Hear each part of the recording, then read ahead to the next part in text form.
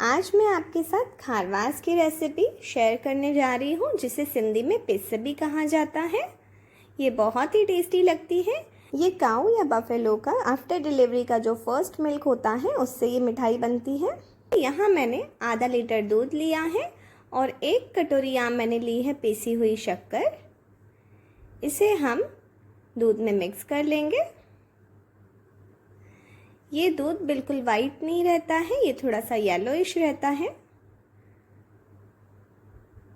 ये अच्छे से इसमें शुगर डिज़ोल्व हो जाए तब तक हमें इसे मिक्स करते रहना है। यहाँ मैं इसमें 2 से 3 इलायची भी ऐड कर रही हूँ। उसे मैं थोड़ा सा शक्कर के साथ पीस लूँगी ताकि अच्छे से पीस हो जाए। इसे भी हम इसमें मिला लेंगे। ये शक्कर इसमें अच्छे से मिक्स हो जाए, फिर इसमें हम ऐड करेंगे 1 कटोरी दूध। नॉर्मल दूध आप जो भी घर में यूज़ करते हैं वो छोटी कटोरी बिल्कुल इसमें दूध हम ऐड करेंगे। इससे ये जो हमारी खारवास है, ये मिठाई है जो वो बहुत ही सॉफ्ट बनती है। इससे ये बिल्कुल थोड़ा सा ही दूध ऐड करना था इसमें।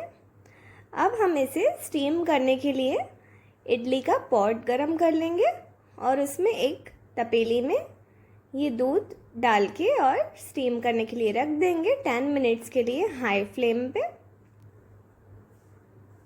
ये 10 मिनट्स के बाद हम इसे चेक करेंगे नाइफ से कि अच्छे से पक चुकी है कि नहीं।